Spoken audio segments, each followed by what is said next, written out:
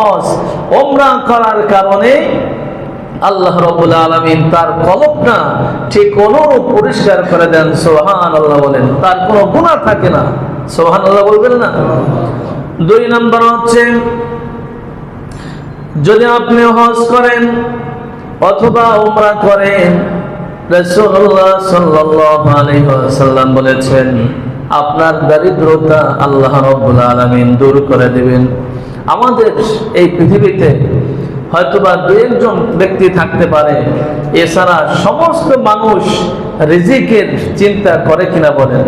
কম বেশি সবার ভিতরে এই টেনশনটা আছে, তার রিজিক নিয়ে একটি পেরেশানি, এটা কম বেশি সমস্ত মানুষের ভিতরে থাকে। রাসূলুল্লাহ সাল্লাল্লাহু আলাইহি ওয়াসাল্লাম বলেছেন, শোনো, যদি তোমার উমরা করার সামর্থ্য থাকে চলে যাও, যদি হজ করার সামর্থ্য থাকে চলে যাও। মনে রাখবে, হজ করলে উমরা করলে আল্লাহ রাব্বুল আলামিন তোমার এই রিজিকের টেনশন দূর করে দিবেন। কোরআনুল কারীমে আল্লাহ রাব্বুল আলামিন বলেছেন, ওয়া মা মিন দাব্বাতিন ফিল আরদি ইল্লা আলাল্লাহি রিজকুহা। আল্লাহ রাব্বুল আলামিন বলেছেন, পৃথিবীর জমিনে যত প্রাণী রয়েছে সমস্ত প্রাণীর রিজিকের দায়িত্ব গ্রহণ করেছেন কে? আল্লাহ রাব্বুল আলামিন। তিনি যদি আপনার আমার রিজিকের ব্যবস্থা করে থাকেন, দায়িত্ব গ্রহণ করে থাকেন, তাহলে বলেন আপনার আমার কোনো টেনশন আছে? একদিকে সমস্ত দায়িত্ব তিনি নিয়েছেন, আবার রহমতে আলম তিনি বলেছেন তোমার সামর্থ্য আছে ওমরা করো, যদি আরেকটু বেশি সামর্থ্য থাকে তুমি হজ করো, তোমার দারিদ্রতা দূর করে দেবেন কে? সুবহানাল্লাহ বলেন।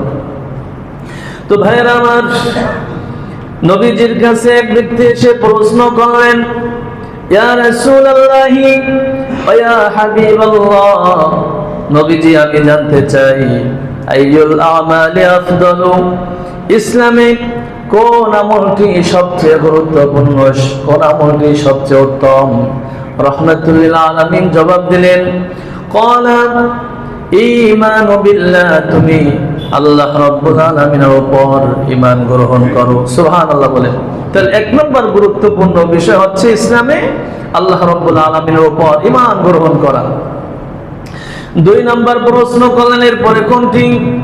নবীজি সাল্লাল্লাহু আলাইহি ওয়াসাল্লাম বললেন, এরপরে হচ্ছে আল জিহাদু ফি সাবিলিল্লাহ, আল্লাহ রাব্বুল আলামিনের পথে জিহাদ করা হচ্ছে। তারপরে সুবহানাল্লাহ বলেন। ওই ব্যক্তি আবার প্রশ্ন করলেন, ইয়া রাসূলুল্লাহ ইয়া হাবিবাল্লাহ, আমি আবার জানতে চাই এরপরে কোনটি? রাহমাতুল লিল আলামিন জবাব দিলেন, এরপরে হচ্ছে হজ্জ মাবরুর, এরপরে হচ্ছে হজ আদায় করা। বলুন সুবহানাল্লাহ। তাহলে এই হাদিসের ভিতরে নবী করিম সাল্লাল্লাহু আলাইহি ওয়াসাল্লাম 1 নম্বর বলেছেন, প্রথম ঈমান গ্রহণ করতে হবে কার উপর? আল্লাহ রাব্বুল আলামিনের উপর। 2 নম্বর হচ্ছে জিহাদের কথা বলেছেন কে?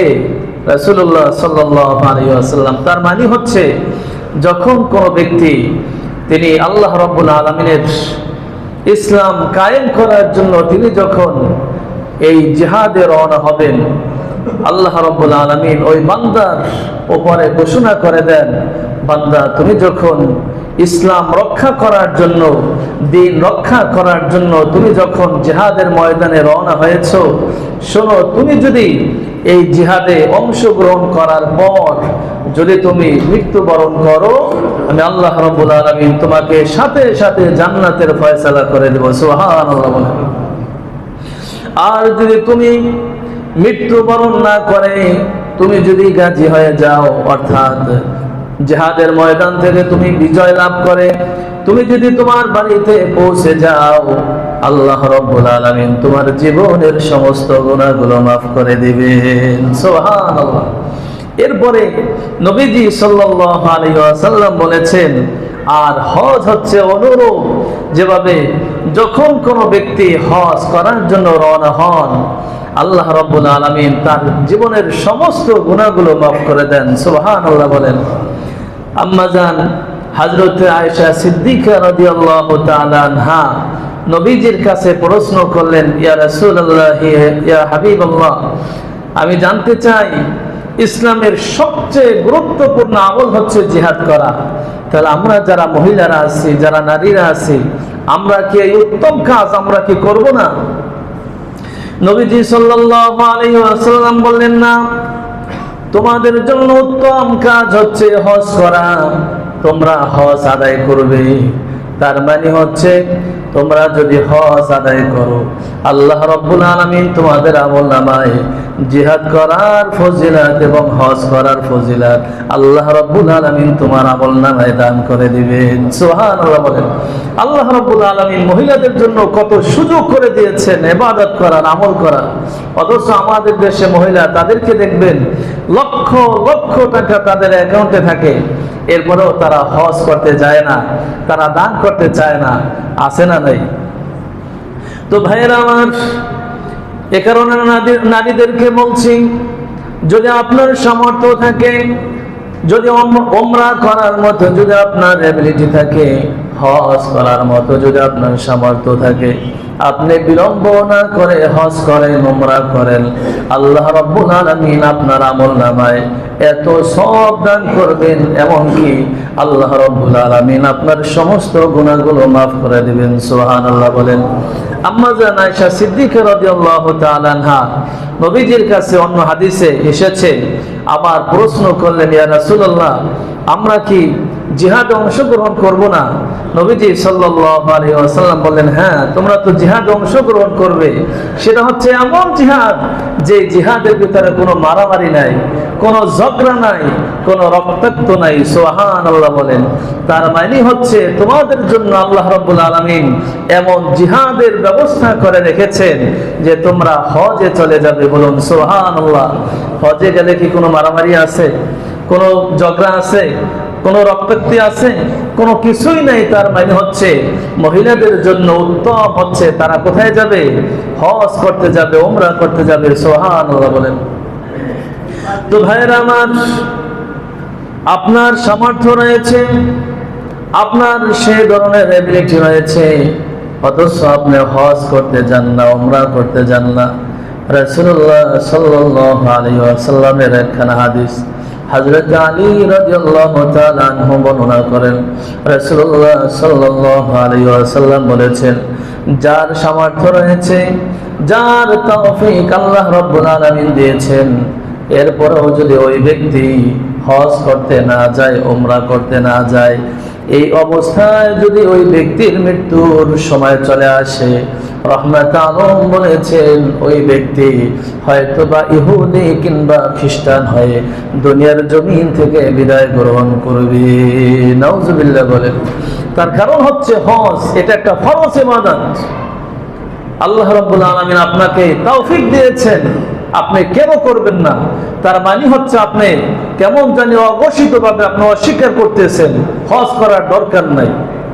অথচ আল্লাহ রাব্বুল আলামিন আপনাকে তো গরিবও বানাতে পারতেন, তৌফিক দিয়েছেন কে? অতএব হজ যাদের উপর ফরজ হয়েছে, আপনারা হজ করবেন, ওমরা করবেন, আল্লাহ রাব্বুল আলামিন আপনার গুনাহগুলো মাফ করে দিবেন।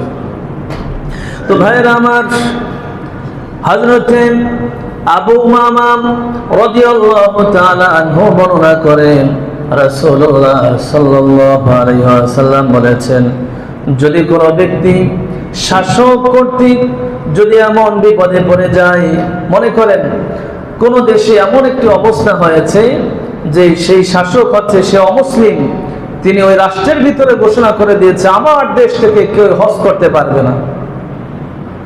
দ্বিতীয় অপশন হচ্ছে, যদি ওই ব্যক্তি এমন অসুস্থতায় পড়ে যায়, তার সামর্থ্য রয়েছে কিন্তু বাইতুল্লাহ শরীফ যাওয়ার মতো তার যে শারীরিক শক্তি দরকার সেই শক্তি তার নাই।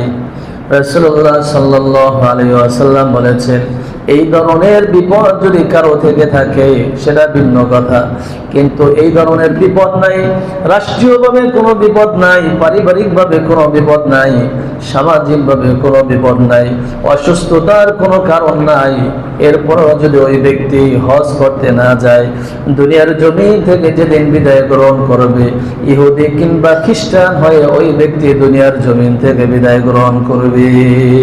নাউজুবিল্লাহ।